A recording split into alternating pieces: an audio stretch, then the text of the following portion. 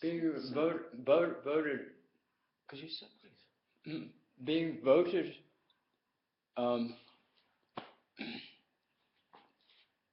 Members of. Could you please sit down? Being voted members of Church and Country Club, invited to join, improved our lives and also immensely. I mean, my father was so handsome and was so dressed in such a magnificent way. I mean, not flamboyant, but just elegant. I mean, he looked always handsome and maybe the best dressed person that you might see at Cherokee Country Club. Beautiful ties, and not always just sports clothes, but we often had Sunday dinner there, or went dancing on Saturday nights, and sometimes they had a big 4th of July party and fireworks, and sometimes there'd be a dance going on, which they called a cotillion, which was like a coming out party for young women of around 16 to 18. And my girlfriend, Sabre Still, was often, appearing in formal dress and would invite me. And she was a good dancer. We'd do the Charleston or something, and all the kids would make a circle around us and clapping, and quite a festive occasion. And as I said earlier, another one of these recitations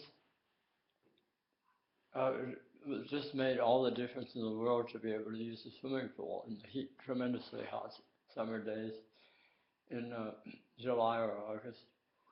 And I took golf lessons as well as tennis lessons with the pro at Cherokee, Garnet Neal. He could knock a drive like 350 yards. He was a fantastic golfer. A very good teacher. And Shorty was ran the tee shop, and if you were hitting any dangerous balls that might have hit people, he'd charge out onto the music. He had forearms like the size of a ham, and he'd been a boxer, I think, and he had a brother named Preacher who caddied, and but he ran. Shorty ran the tee shop, and he'd you bring your clubs out of the closet where they kept them, and sometimes you might want repairs like that. Have the leather wrapped around the handle of the golf club redone, or cleaning the irons that if they had caked with mud or something like that. And then he bring your clubs out, so the caddy would come and meet you at the tee.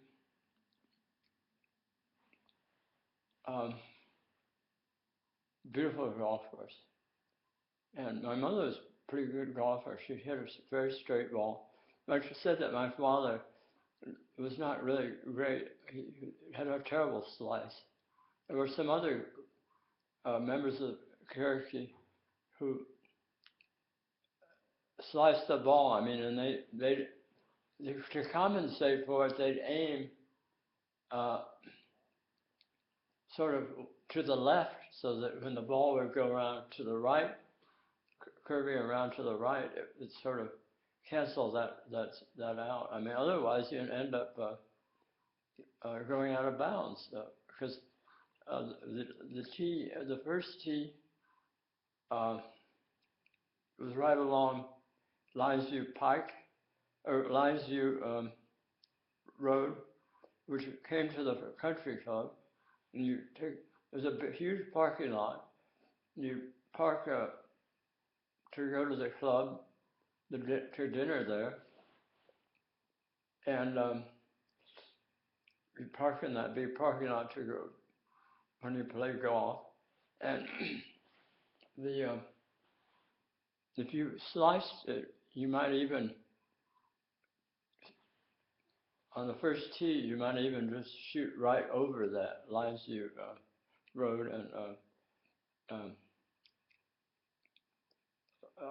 by the way, Linesview was at the end of Linesview, which the bus, it was a bus route from uptown on Gay Street, and this is where the bus ended its run, and not far from the end of Linesview, there was a beautiful part of the river that made a kind of a little inlet and a lake there. And this was the mental hospital. Linesview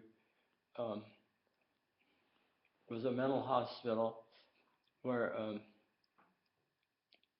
I and some friends of mine would go because we were interested in mental illness, and we would go just say hello to some of the people who were incarcerated there. And, they weren't outrageously ill or misbehaving in any way, screaming or freaking out. Just nice to say hello to them and ask them how they're doing, try to give them a little good cheer, like a sort of a Christian visit. And when Anita and I were at Harvard, Anita joined a course that went out to the Metropolitan State Mental Institution and had a patient that she saw regularly named Roberta, who'd been in there for 40 years. And there was a whole course or class around those visits. She wrote a very long paper, about 45 pages, about Roberta's life. And Roberta was an incredible character. Sometimes she'd say, "Mother, mother, mother," and she,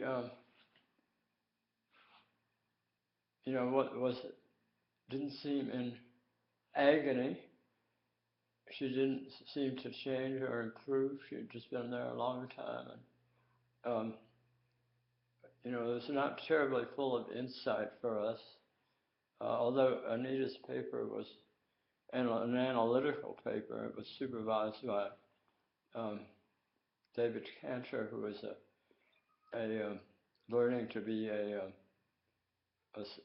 psychologist or getting a PhD in psychology, and later formed a practice with another friend of ours who was interested in art therapy, Fran Morris, and also with Marty Parrott's wife, Ann Parrott's, who was the heiress of the Singer sewing machine. And she actually had a long relationship with one of my best friends, Rick Reinkraut.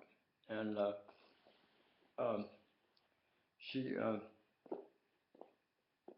bought her husband the New Republic. And so he had a career as editor of the best liberal magazine in America.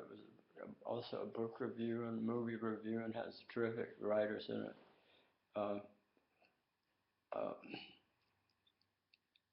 And when I gave the first seminar on the complete published works of Samuel Beckett, all the plays, all the novels, stories, poems,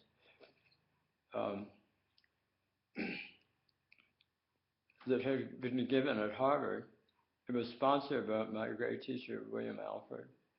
And I had only 3 people in the course. One of them has become rather famous. He audited the seminar, Cass Sunstein.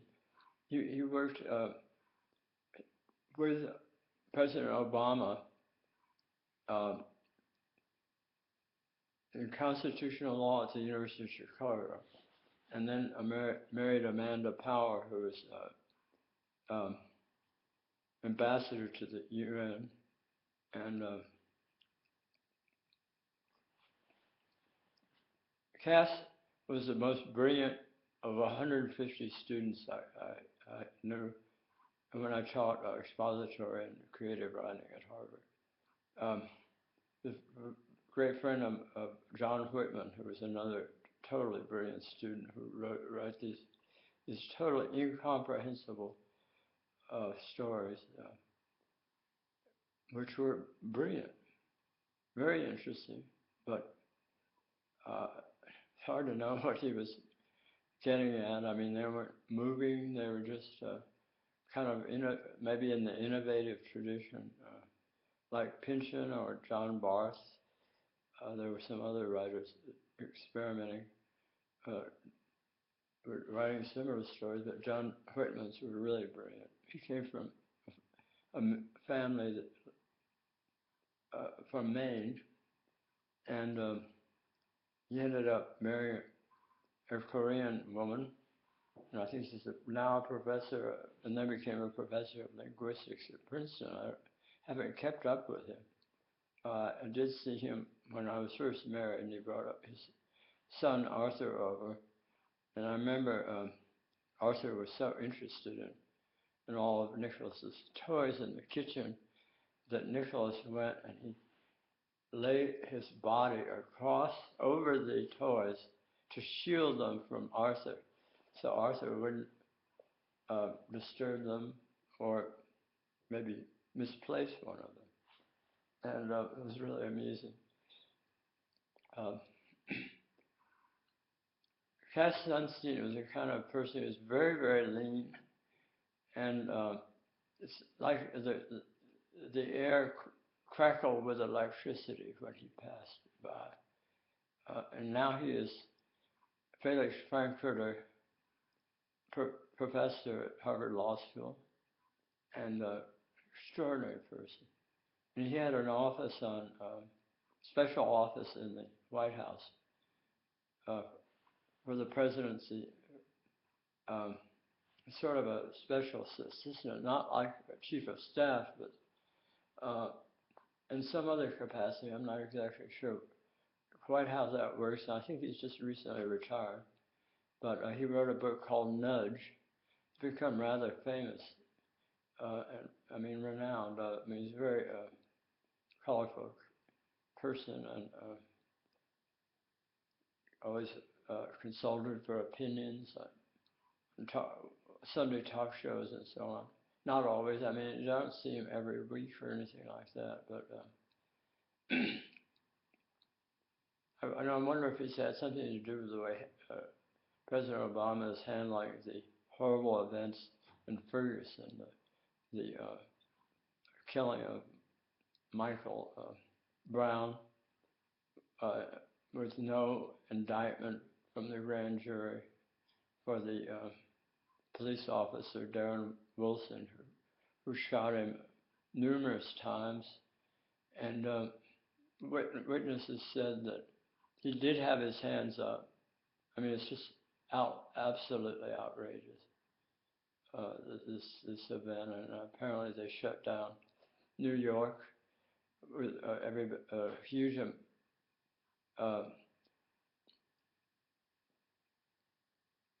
number of people raising their hands and shouting,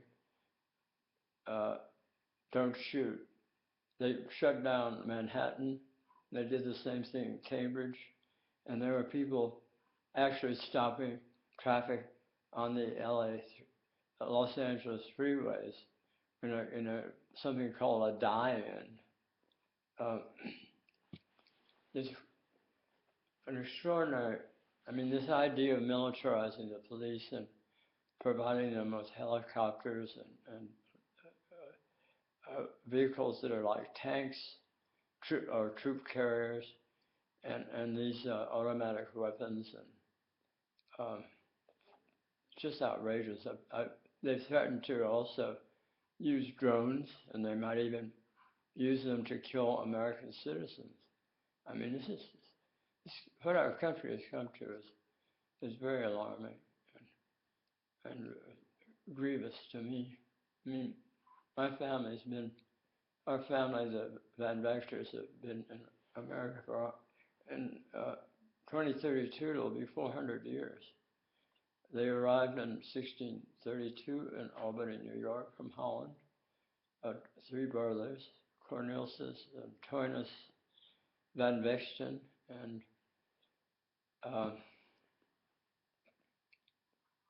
then went down to Harper's Ferry, Virginia, first to New Jersey, then Harper's Ferry, Virginia, and eventually out through Pennsylvania into Indiana. And they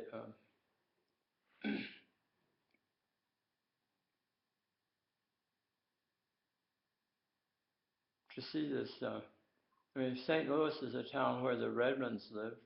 My great-grandfather and his wife, Mary Ellen Lewis, was her maiden name. And her mother was Caroline Virginia Harvard, which is the most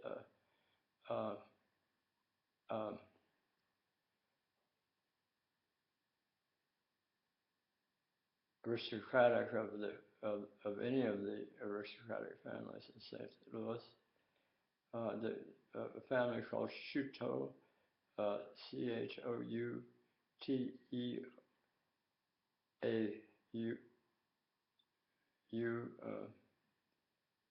was actually the founding family of St. Louis. And the Redmonds had two big plantation houses on Washington Road, and then of course the University of WashU is Washington University, the big university where, and there was, which I think had originally been a seminary, and for young women to learn how to teach Sunday school classes, and then it became a university and had all the science departments. And my great-grandfather, James Thompson Redmond's brother Will, who had been blinded in their trip across the Great Plains to Sacramento, and their adventures afterwards in Virginia City, Nevada, and later their striking claims on silver and lead mines up in Alma, Colorado, 11,000 feet up. It was an incredible adventure. And then, of course, Will was blinded because they used dynamite to get deep into a mine, and then, of course, they'd have to shovel the gravel out and in these little sort of truck cars on something like railroad car wheels that they would push along a track down into the mine pit. And they didn't have elevators, but I don't know quite how they managed all that. But they had set dynamite and didn't go off. Will went in and it blew up and he was blinded. So my grandfather had to take his younger brother, who was I think 14 at the time, back to St. Louis to their father, who was so sick at heart to see this happen to his son. But later, he got his eyesight back in a kind of miracle. And I've written most of a novel about it. I lost some of it. And then it turned out that my great-grandfather, James Thompson Redmond, went to the seminary to get to look for a young woman to read to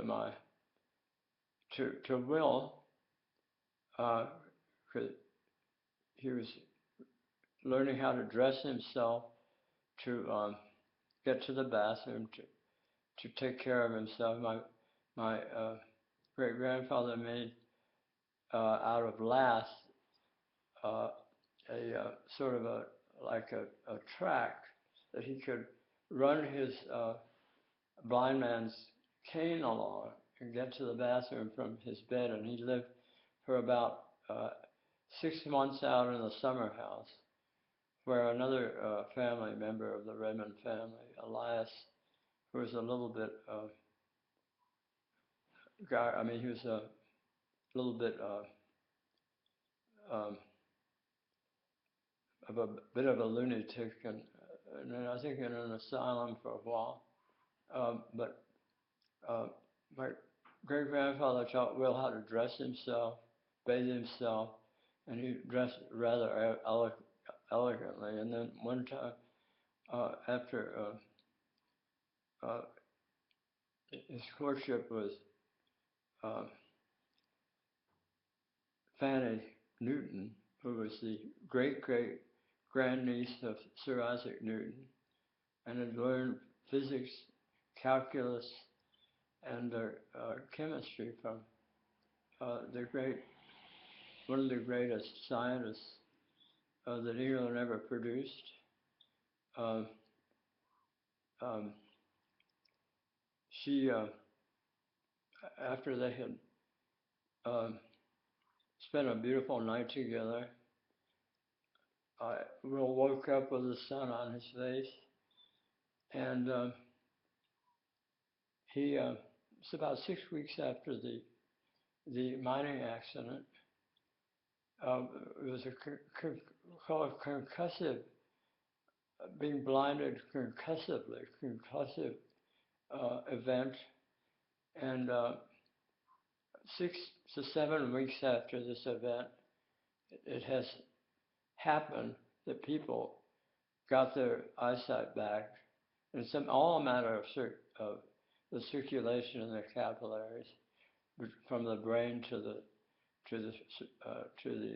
retina, and it is possible. It's not a miracle. I mean, I think Will and Fanny, who had been reading the 4 Gospels to him, had been praying for this event.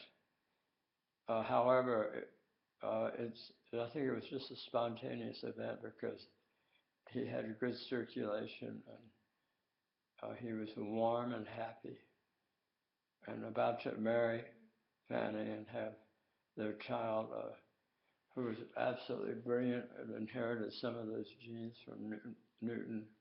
This is Newton Redmond, who later became an engineer and made lots of money in a land acquisition near Denver, Colorado.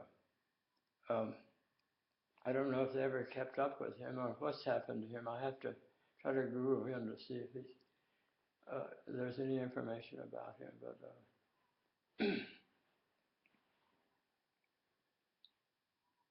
it was, and Fanny actually did a lot of work preparing for a department of physics and a department of biochemistry at Washington University.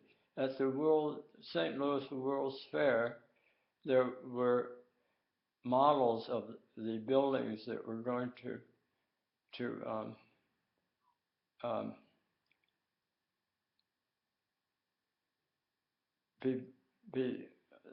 form the campus of the university. And a brilliant English PhD major at UConn, when I went to teach there as a teaching assistant in English, who I fell in love with, was actually president of her senior class at Washington University, and then she became a very dazzling professor, full professor at Grinnell University in Iowa, and wrote a great book about Sylvia Plath, published by the University of Missouri Press, and Marilyn Bro. I'm very proud of Marilyn. I mean, I had, I think, some influence on her because she was with me in stores when I was getting my master's degree, and we had great discussions about modern poetry and Sylvia Plath and all others. Charles Olson had come to visit Yukon. She was almost 6 foot tall, absolutely beautiful, half Irish, half German, from Springfield, Illinois, and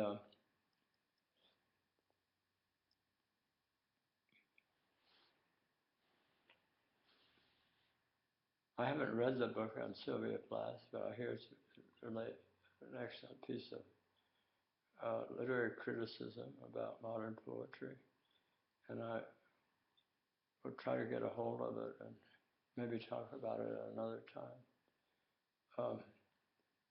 I wanted to say about my father, who was had such extraordinary charm. I mean, a personality that was very winning, and with his incredible productivity as a composer, 7 symphonies and about 8 different concertos for musical instruments, including violin, viola, even a saxophone concerto. And one of his best pieces is for 3 flutes and harp, called a concerto a quattro, is a concerto grosso.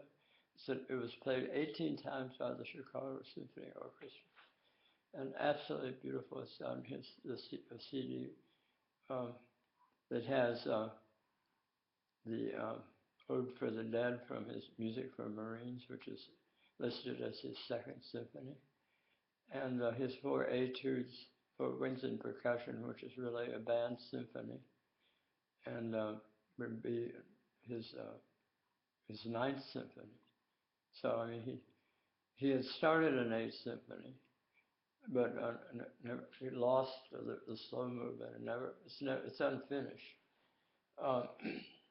But with the 4 etudes, in which there are 4 fugues, that would be listed as his 8th symphony.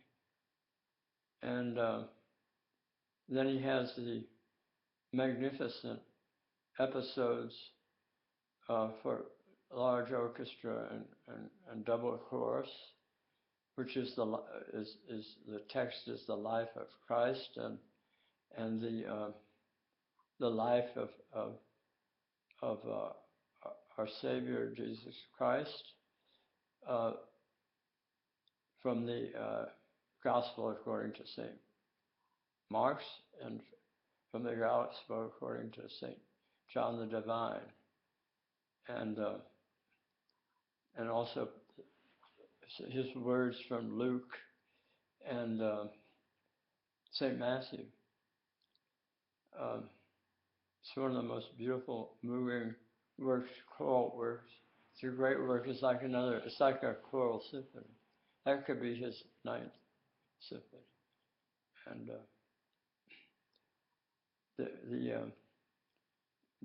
my father was a Man of the Year 4 years in a row.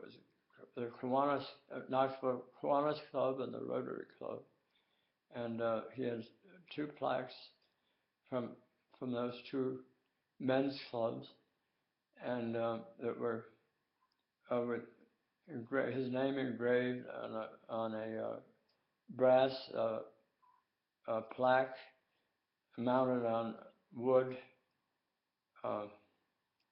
that hung in our living room. His honor, his award. He had a repertoire of about 150 dirty jokes, and would love to tell him a great sense of humor. It was most engaging. I mean, he had his smile and his welcome when people come. It's totally one of the most charming people I've ever known. I mean, a great personality, beloved in Knoxville, and the public that he developed of symphony goers loved his music. I mean, it was so powerful. I mean, especially the sort of great climax of that being the Symphony Number 5. And he had just finished conducting all the Beethoven symphonies. When he finished the Ninth Symphony of Beethoven, the great Ode to Joy, he announced his retirement. He'd been his orchestra was in a kind of revolt, sort of like kill the father, and he was absolutely driven wild by this, and he was so depressed. I was worried about him. I mean, he's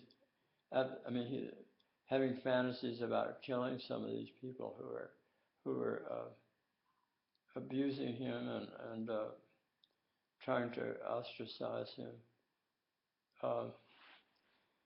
I came down, especially from when I was in first year divinity school. Davy stayed with Pat and her children, and I went down there on a weekend because I couldn't really calm him down and talking to him, but I had the good instinct to call Bishop Sanders, who was the coadjutor bishop of the Episcopal Church in Knoxville, of the diocese, Episcopal diocese, which was at that time the bishop was located in Nashville, and Bishop Sanders was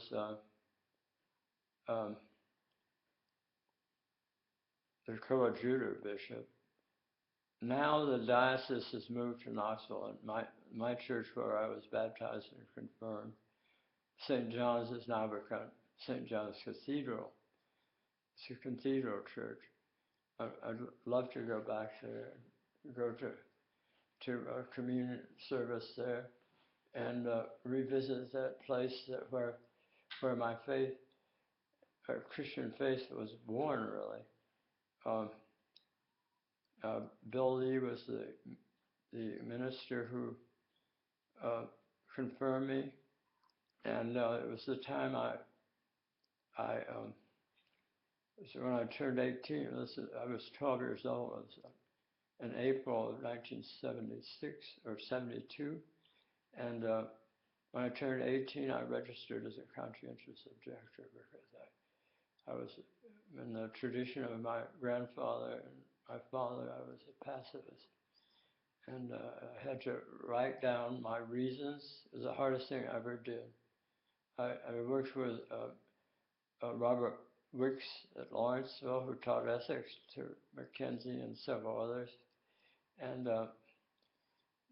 some of these people, especially William Lee, the rector of St. John's, were rather resistant to it. I mean, they were patriots, and they didn't really like the idea of taking a pacifist stand against war, refusing to participate in war. I mean, it was simply my reasons were I did not want to kill another man in battle, nor to be killed.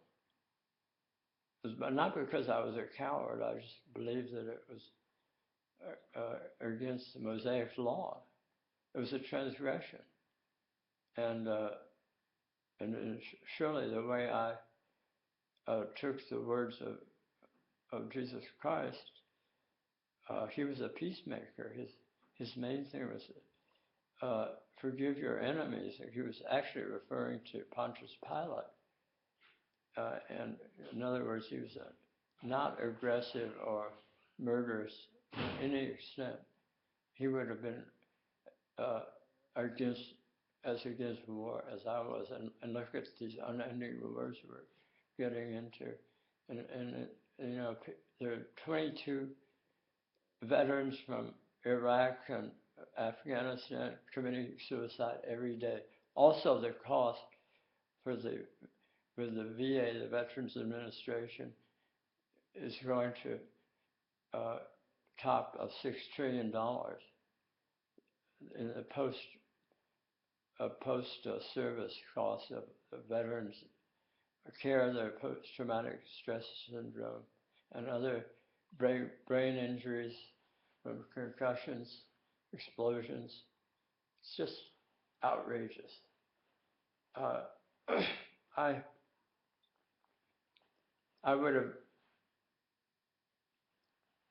been exempt from having to serve in Vietnam because I was in graduate school, but I was much more straightforward in registering as a conscientious objector and got 3A status, and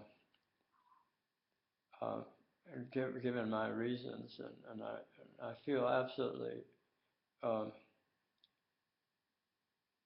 justified in taking this stand against the war, and I was an activist against the Vietnam War in Knoxville before I went to graduate school at UConn, and I remain as adamant against war, especially seeing what happened in Iraq and now in Afghanistan, and now we're in this war against the Islamic State, ISIL or ISIS.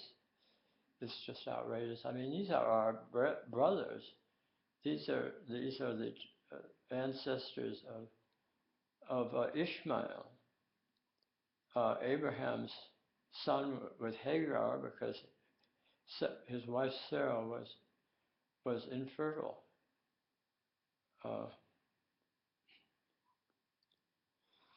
And they were sent wandering throughout the Middle East, and these are the Islamic Muslims who declare intifadas against Israel and the American Empire. We should not be bombing them and maiming them. We should be giving us their support, giving them some support for their mission, and in a relationship that leads them to peace, not war. I take this stand very seriously, and my father's influence, carrying on the tradition of his father, David Ellsworth Van Vactor, who was a great preacher in the Church of Christ, and declared himself against the First World War, ended to great poverty for the Van Vactor family in Argus and later in Evanston. And when my father got back from Vienna, he was hired by a very rich family who lived up near Lake Forest, north of Evanston. He was picked up by the chauffeur, and he was hired by the family to educate their son, who I think was about 14 years old, in sports and in more intellectual pursuits, reading and other things. Maybe some, I don't know if he had anything to do with, had any kind of musical education, or my father was not. He was not a flute student of my father. But when the chauffeur took my father home from their great mansion on Lake Michigan back to the rather poor-looking apartment house they lived in, where they had housed and nourished students at Northwestern. The chauffeur, who had a Scottish name, I don't know, something like Mackenzie or something like that, he looked at it and he said, "Oh, I didn't know you lived in such a rundown place. I mean, he made my father so humiliated. My father, just the very name of a Scottish name, he never wanted to hear one again. I mean, he felt such shame and humiliation from poverty. I mean, and to see him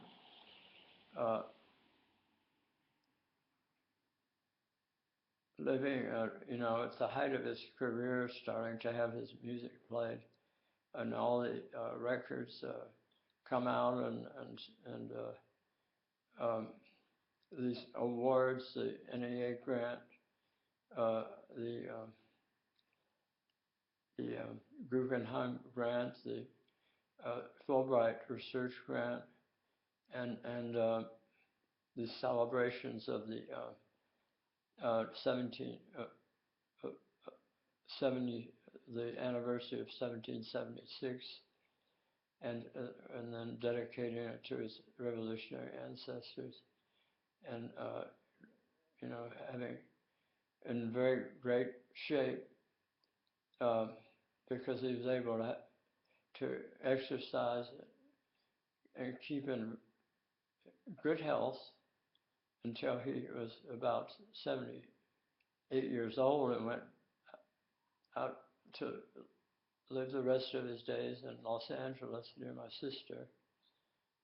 Beautiful, elegantly dressed. He'd drive out of the driveway in his 190 SL, looking so elegant in his sporting hat, billed hat like a Roth hat, and very prosperous, hugely successful symphony orchestra.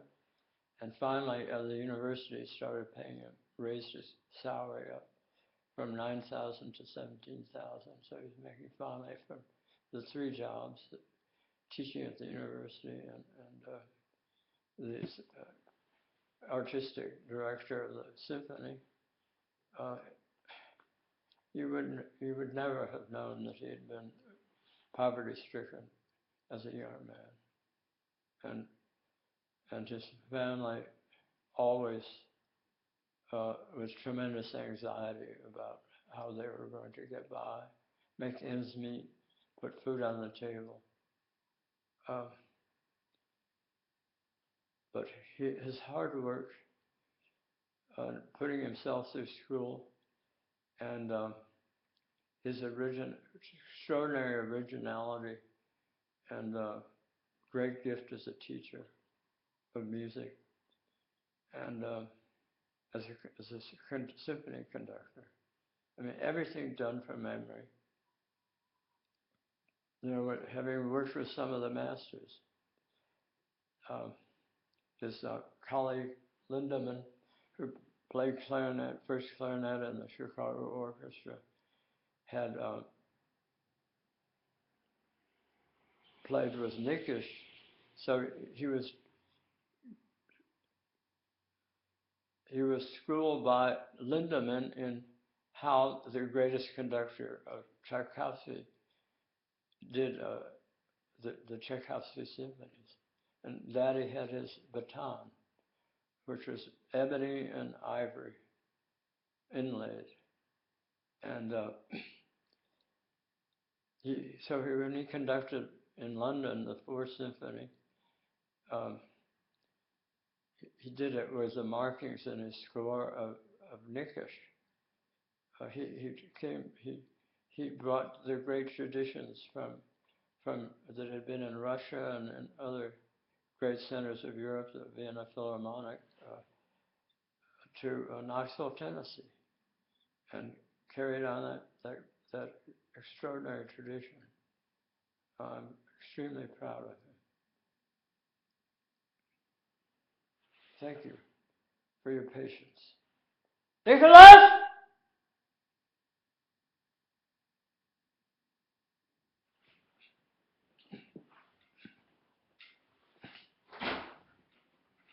I think I did a good one. I hope so.